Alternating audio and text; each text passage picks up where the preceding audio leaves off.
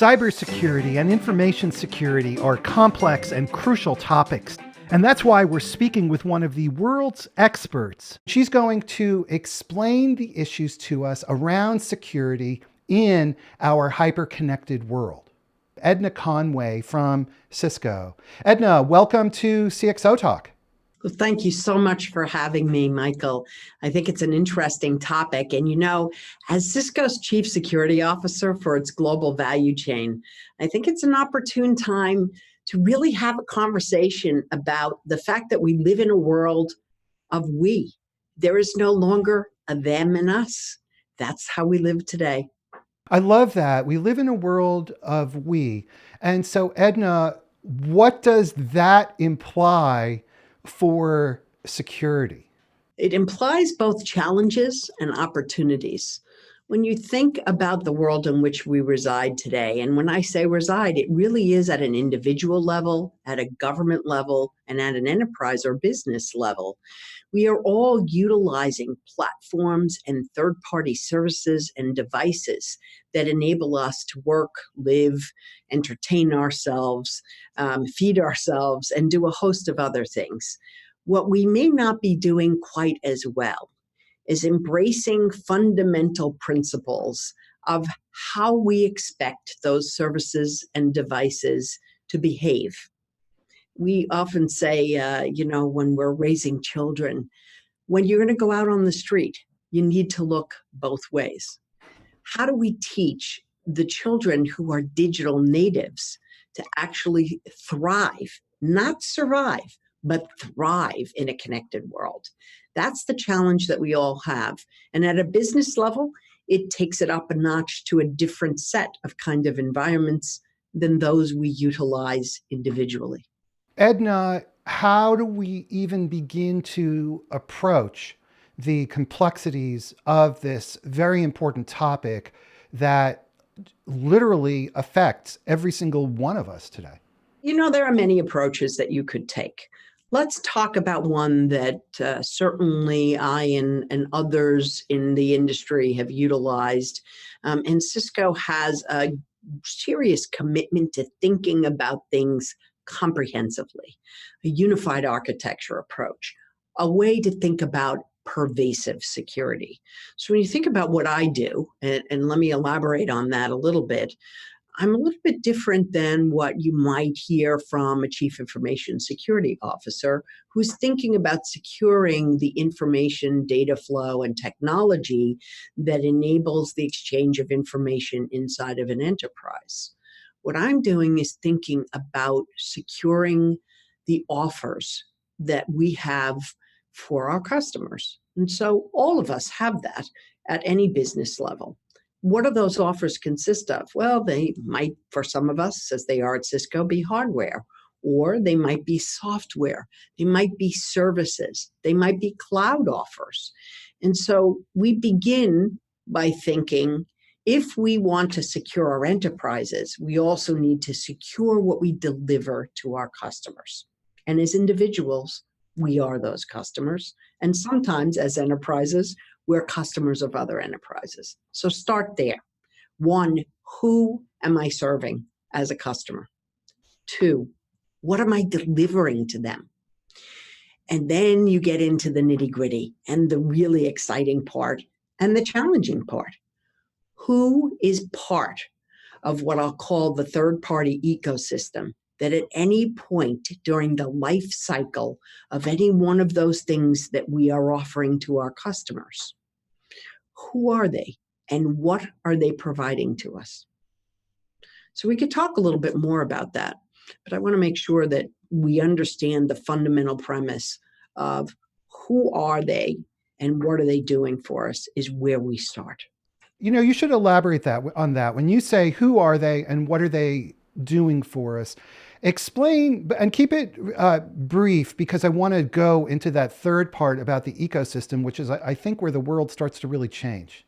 Imagine, for example, let's use a consumer example. Imagine you're buying a connected refrigerator. There's a brand name on that connected refrigerator without a doubt, right? You think that's who you're dealing with, and that may be true. They are part of who they are. And what are they providing to you? They're providing a refrigerator. Well, a refrigerator's purpose is to keep things frozen and to keep things cool.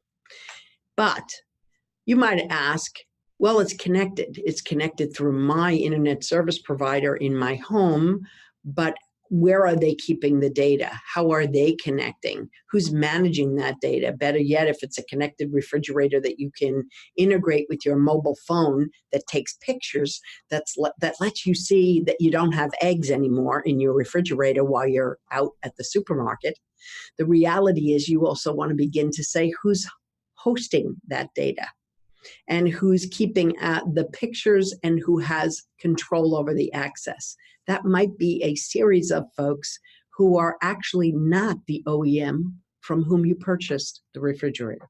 Your title is Value Chain, Chief Security Officer for the Global Value Chain.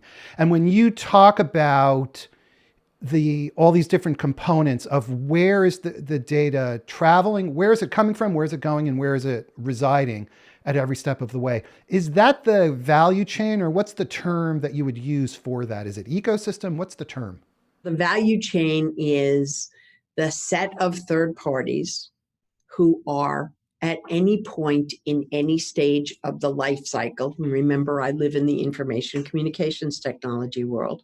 So the life cycle of ICT, any of those third parties who participate, whether virtually or physically. So let me give you some examples. Imagine the life cycle starts with the first idea you have for a new product or a new solution or a new feature set in your code or a new offering that you're going to put up on the cloud and invite people to become tenants of and utilize. And then you start to think about how you're going to plan around that and how you're going to order what you need to deliver it. And then you start to source what you need in order to deliver it. And then you actually make it. Make could be make hardware in a factory. It could be make, I'm developing the code and bringing in third-party code modules. It could be make, I'm building a data center and I'm building a cloud offer that's going to give you compute or storage capacity. So now I've designed and developed it with the first idea. I've planned and ordered and I've sourced and I've made. Fantastic. You still haven't given anything to your customers, right? So you then actually have to deliver it. How is it delivered? In what modality? Using what kind of technology? Sometimes it may be delivered because it's tangible via transportation. And then after it's delivered, how is it going to be utilized by your customer? How are you going to service it? How are you going to support it? And at some point, how are you going to end of life it? Whether it's shut down access to a tenancy on a cloud or take back tangible equipment that has been used for a period such that it now needs to be replaced with new and more innovative technology. That's the life cycle. The value chain is all of the people as well in that third-party ecosystem who are involved. And I'll give you an example. Somebody who could be in the life cycle is a third-party cloud service provider who provides storage capacity for your cloud offer. Could be somebody who provides integrated chips and circuits for what you're building. It could be somebody who is actually providing logistics, warehousing, and transportation services for your tangible equipment. It could also be a third-party licensor of their software that you're embedding into your code to provide features and functionality that they deliver in your overall software solution. The value chain is this complex and very often hidden, with lack of transparency in many cases, set of actors all along the way. And so is it that value chain, or could we also say more imprecisely, use the term ecosystem, that brings the complexity and the real challenge to modern security? I think there's complexity in how we design and develop ourselves as well. But if you look at some statistics, and we can all mine them, and there are wonderful sources out there. But if you just look, for example, at the data that comes out of the Verizon incident report, the breach report every year, I've evaluated that over the last 9 or 10 years. And let's be honest, we can't always attribute a particular incident to a particular actor.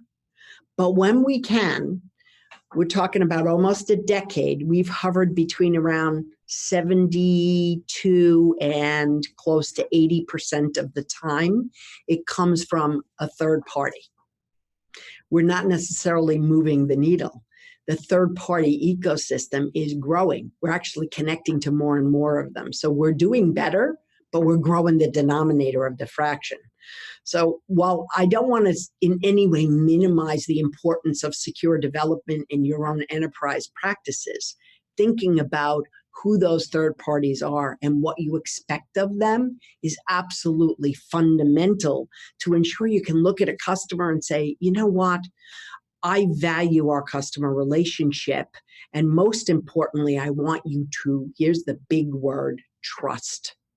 Trust me as a provider, trust my processes. And in order to earn that trust, I am embracing the third parties in my ecosystem to make sure what I'm delivering to you is safe, secure, and free from a host of threats that we can talk a little bit more about today.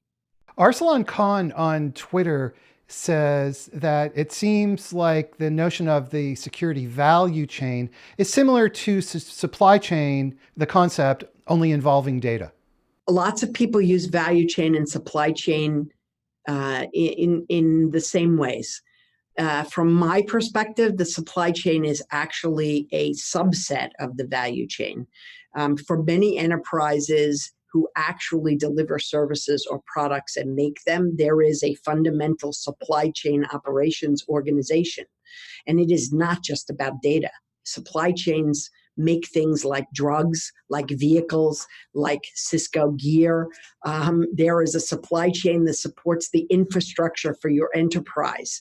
So please understand that it is a great question. And let me clarify, it's about hardware, it's about software, it's about data infrastructure, and it's about offers that sit out there on the cloud. It's about all of it.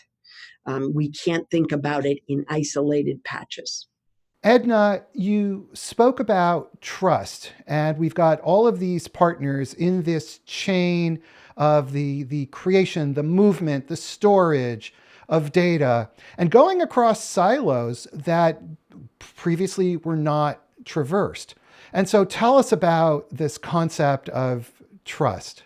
Trust is earned by looking, at least with regard to information and communications technology, looking at your customer and saying, I have a plan, I have an architecture that focuses on fundamental threats. What are those fundamental threats?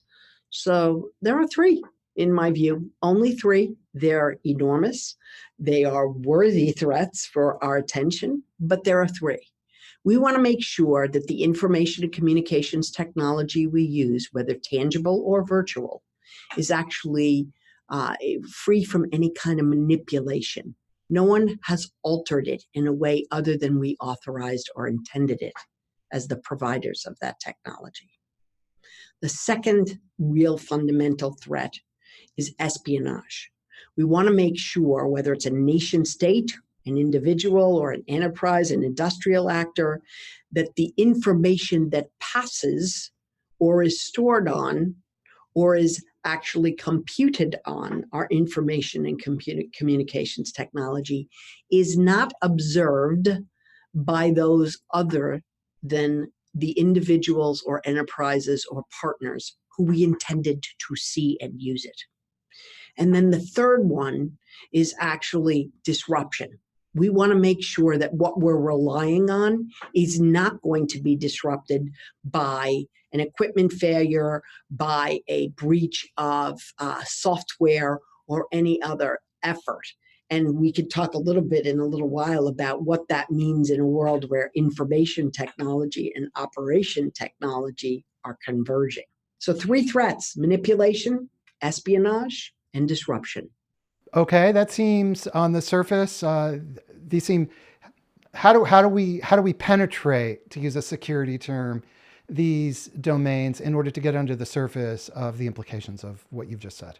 I think it's reaching out your arms and coming up with a flexible and elastic architecture that you can use that allows you to have a conversation with and validate the practices utilized by the members of that third-party value chain. And you can imagine that because they're different, and in fact, in some cases, very diverse, what you ask of them and what you might expect of them would be equally very divergent. So not every security requirement can actually apply to every third party.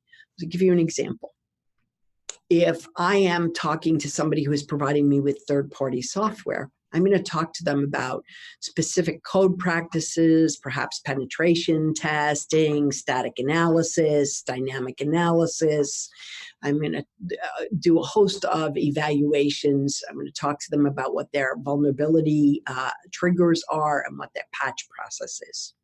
If I'm talking to somebody who's making me a printed circuit board on which other components are going to be placed by somebody else in the ecosystem, I'm going to talk to that printed circuit board supplier about what they're doing to secure access to the information about my highly proprietary circuit board plans and designs.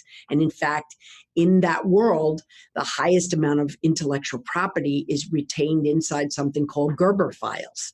So I'm going to have specific discussions and goals about securing Gerber files and who can see them and use them and access them.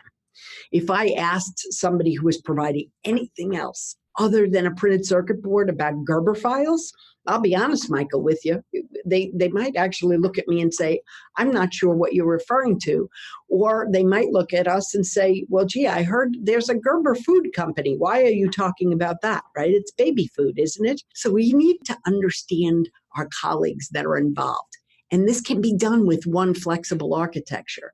And the way we've chosen to do it is to have 11 fundamental domains in our architecture, but then actually write goal-based requirements.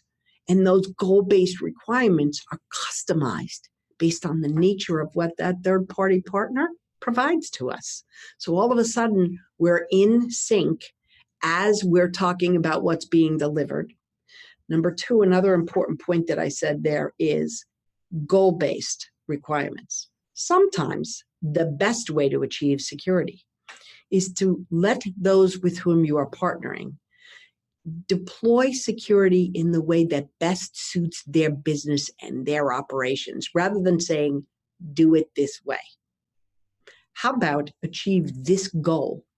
I may be agnostic as to how you achieve the goal, but I want the goal to be achieved, and I want to be able to validate that the goal has in fact been achieved.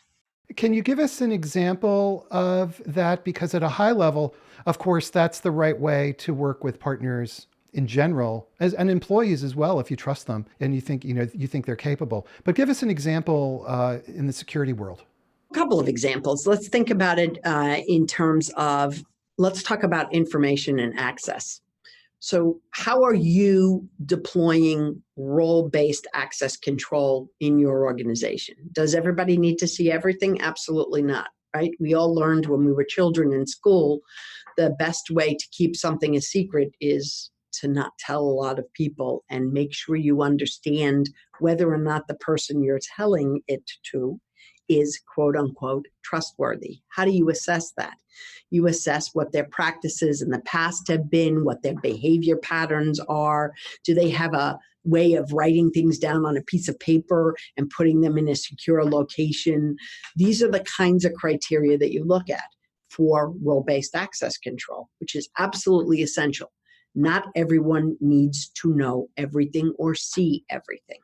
Number one practice in a secure, hyper-connected world. But you might do something really different with somebody who, for example, is running a manufacturing floor. In that case, you might say, what I really want you to do is have the realities of physical security. And let's talk about what pervasive security means, because lots of people think information security operates in a vacuum. It does not. Security, as we sit here today in a hyper-connected world, is one that is requiring a layered approach. So I'll ask a question. Do any of us actually connect to the internet simply by taking a sip of a beverage or breathing in? No, we still use devices. So when you think about that, that means that what we need to do is think about physical security, operational security. So we'll go back to that manufacturing floor.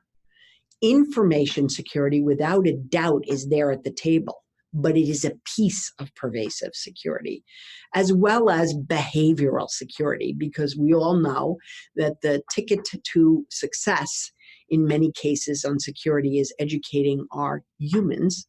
And the problem with security isn't often we have talented humans who seek to either do harm, or those who are not well educated and inadvertently and non-maliciously engage in behavior that cause security problems or breaches. So let's go back to the manufacturing floor for a minute, Michael, because that's very different than what we talked about with what we would do with software. I might say I want to know who you let in and out of the factory. Does everybody need to go into every part of the factory? How do you segregate that?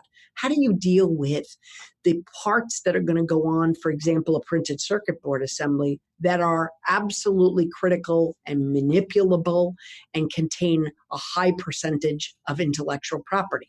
I'm hoping you deal with those in a very different way. Let's talk about that.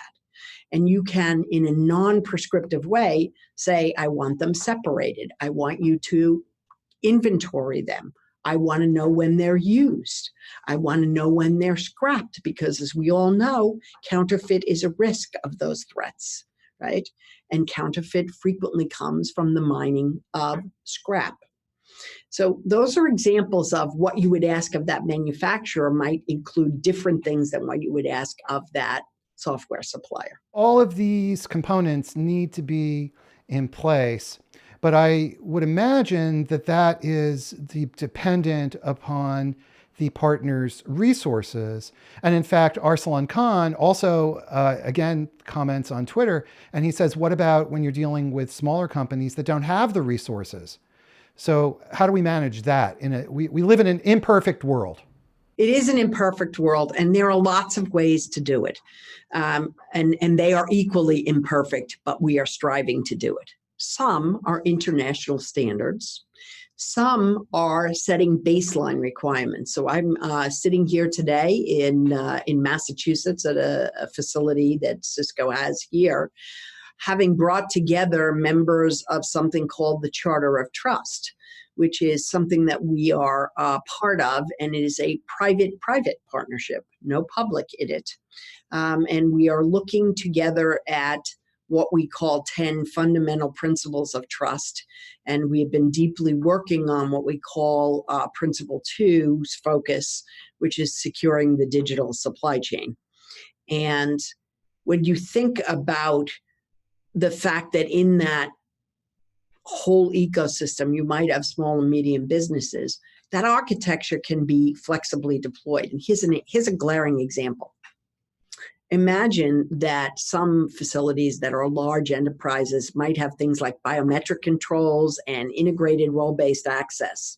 A smaller facility might actually have a human guard with a clipboard with a set of pictures of the 4 people who are able to go into a particular area and do work there. One might sound more sophisticated than the other, but if implemented correctly, the more traditional way and the cheaper way, which might work for a small and medium business because it doesn't have to scale beyond the 4 individuals who can walk into that room and do specific work, is perfectly acceptable. So I think what we need to do is look at private-private partnerships, public-private partnerships. You know, here in the US, the DHS has been looking at a lot of effort to think about securing and minimizing risk around our information and communications technology value chains. And when we look at that together, what we always keep in mind is the full spectrum of the size of an enterprise and the volume of complexity and individual resources that all of us have to bring to bear. So streamlining it to what are the 5 or 6 things that you can do that are the most risk improving is really a useful and helpful way to think about it. Start small, start fundamental, build from there. Again, a lot of this has to do with the fact that data is traversing silos that previously it did not. Can you explain why does that dimension add complexity to all of this? And what are the kind of data silos that are being broken today?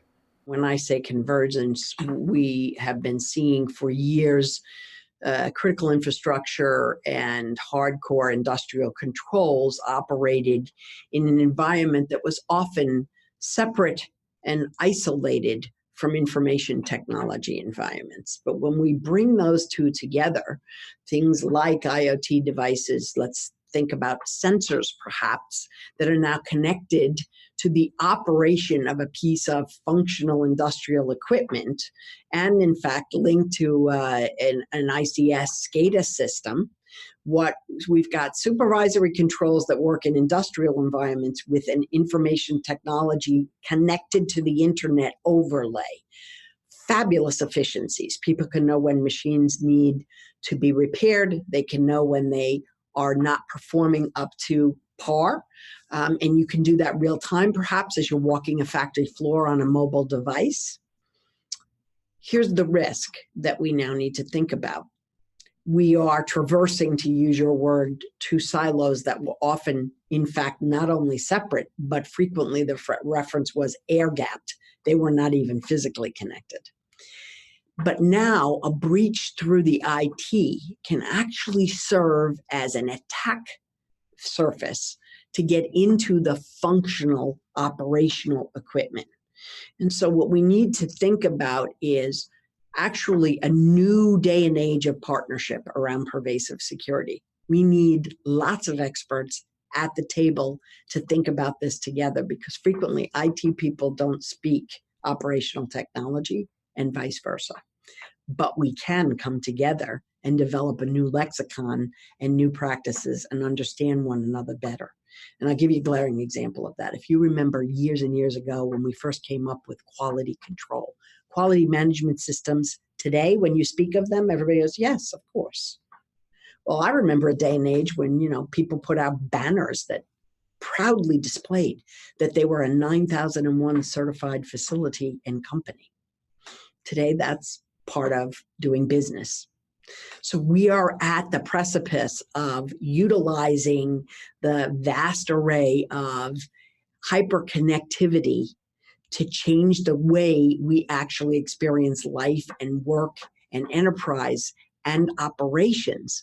But we need to speak with one another in a new model. And there are still new burgeoning standards that are growing, and both the private and public sector need to be at the table at all sizes, small, medium, and large. We have a couple of questions, some really good questions from Twitter. Zachary Jeans asks a question from a different perspective, from a business perspective. He says, how has the movement to open office floor plans and the breaking down of business silos negatively impacted organizational security? That's a fantastic question. Isn't it? It's a great question. I mean, we're talking about data silos and he's talking about business silos. So and cultural silos. So what's the impact on security of that? If you think about the way humans behave in productivity, we all have different styles. There has been this move to, and there's been much written about it, I might add, the open floor plan, which is designed to really allow simultaneous collaborative creativity. The downside of it, when you think about it, is you also need some time and space to think. And so, we all have laptops, I suspect, or some kind of device. And what happened with that was you now see the privacy screens that go on our screens, right? We're all sitting there because we know that within probably about a 4-inch perimeter from our eye lens, there is probably someone else who has the capacity to view that same screen. Yes, but hey, spies are everywhere. Well, and the other thing is it may just be, you don't really want somebody to see what you're writing, or it might be, I'm working on something that is a merger and acquisition potential. And the last thing we want is that information to get out into somebody's hands because somebody's going to engage in insider trading as a result of it. How do you deal with that? I think it requires something that all of our parents raised us with. Sometimes a little degree of common sense. Depending on what you're working on, we all have open enterprises with what are called audio privacy rooms or certain work that you can only do in certain places. But the question is one that I do think is very important. And it's also why role-based access control in an IT system is fundamental, because you can only get into that which you need to know in order to perform your function. So I'm the chief security officer for the value chain. I do not need to get into the HR tools. I do not need to see people's salaries. I do not need to see their healthcare information, right? Are you enabling collaboration in a physical way in an open business environment and simultaneously leveraging technology or other practices to close down some of the security risks that might arise because of the new models is what we ought to be thinking about. So thank you so much for asking that question. Edna, and thank you for your insightful answers. And we have another question. And again, this is from Arsalan Khan. Arsalan Khan is on a roll today. It's another great question he has, which is, you're talking about security architecture. Where does security architecture fit or not fit with enterprise architecture? The reality is enterprise architecture is a little bit different. I think security is a fundamental part of the enterprise, right? When you're thinking about an enterprise architecture, you're thinking about your business holistically. So what am I doing from a risk and brand perspective, from a people management perspective, from an actual enticing the right kinds of people and getting them to stay? That's an enterprise type of question. But there are more, plenty of more. What I think we want to do is we want to start to have security at the table with business. I've been on a journey for the last probably 15 years to get security, compliance, and sustainability and risk to actually speak the language of business. So that rather than being the outside experts who say, all right, do this, that, and the other, let's have a set of goals that we want to achieve together that actually feed the business. And what I've seen over the last, for sure, 5 to 8 years is that security can become a business differentiator, and it can be absorbed into your enterprise architecture. It can also be embraced as part of your enterprise risk management. It is one of many risks. When you become part of the enterprise family, you are at the table. You are thought of consistently in every aspect. I think they are different. It is a great question because it recognizes that security is not the end all and be all. It is a way to bring safety and security to our new operation or operating models as individuals and make decisions. But ultimately, an enterprise has its own architecture.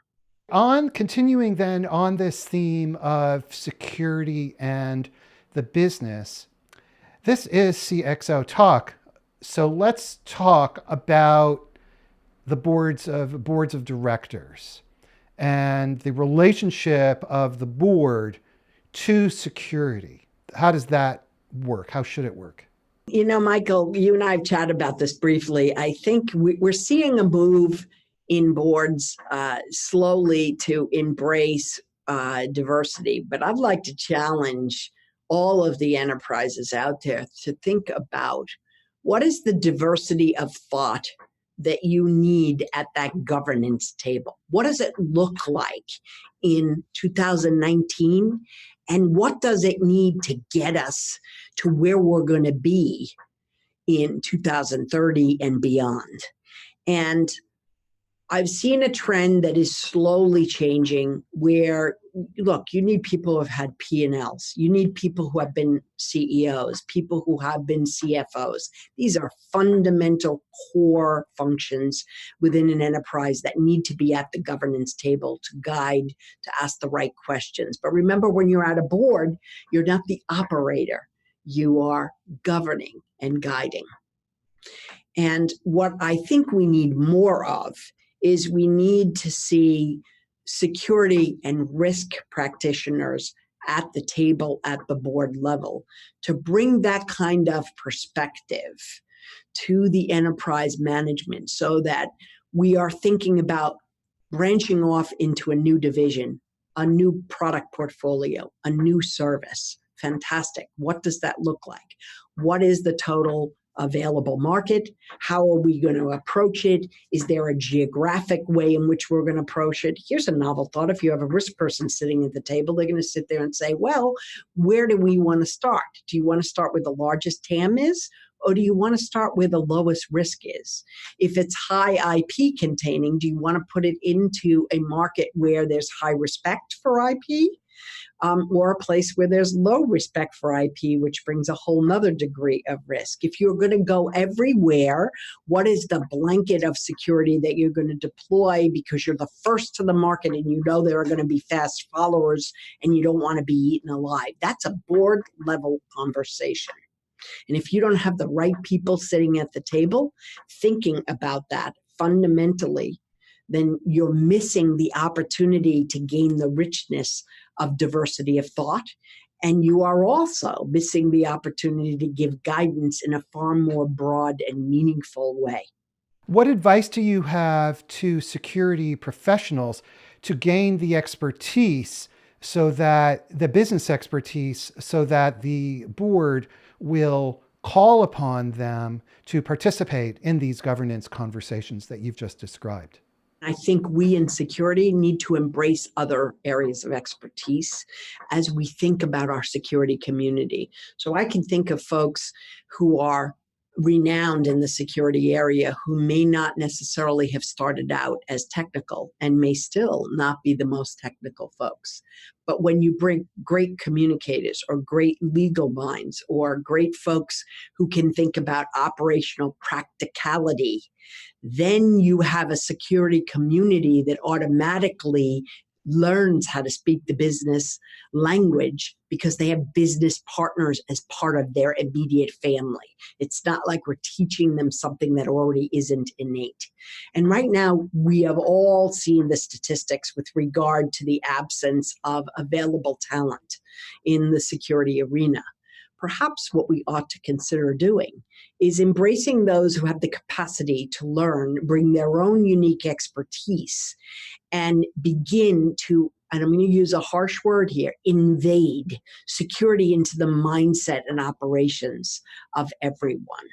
Then we will see people like myself. My undergraduate degree is in medieval and Renaissance literature. Doesn't really have the ring of security to you, does it? No, that's definitely not a career path I would have predicted. We have this opportunity to not only bring other disciplines into security, but we also have to start as security professionals to understand what matters in business. And at the end of the day, we all have stakeholders. We all have shareholders, public, private, NGOs, and governments have, in essence, shareholders. They're called the citizenry of the nation that brings to the coffers of the government through their tax dollars the ability to serve those citizens. What we need to do is understand what that language is. And it's fairly easy if you do a rotation, right? So send somebody who's only done information security to go do a 6-month project in a factory, or to work with a finance person more closely in the course of developing something new in their InfoSec arena. And what you will see, whether in a collaborative open workspace or in a private room, is an inevitable growth in synergy and a sharing of language and the ability to speak with and for one another. Then you walk into that board ready and capable and speaking the right language. Can you put your finger on one or two things that are the common issues you see all the time strategically that companies should just double check? Know with whom you're working, understand what they're doing for you, make sure you know who has access to what and determine whether they need to have it, and embrace your workforce both directly as well as your value chain partners to ensure that they understand what your mission is, which is to deliver to customers the highest integrity, the highest quality, secure and safe services and solutions, and bring their expertise to the table and work on it together. Edna Conway, thank you very, very much for taking your time today to be with us on CXO Talk. My privilege. We've been speaking with Edna Conway. She is the Chief Security Officer for the Global Value Chain at Cisco. Before you go, please subscribe on YouTube and hit the little subscribe button at the top of our website and sign up for our newsletter. And tell a friend. Thanks so much, everybody. I hope you have a great day. We will be back next week with another awesome episode of CXO Talk. Take care, everybody. Have a good one. Bye-bye.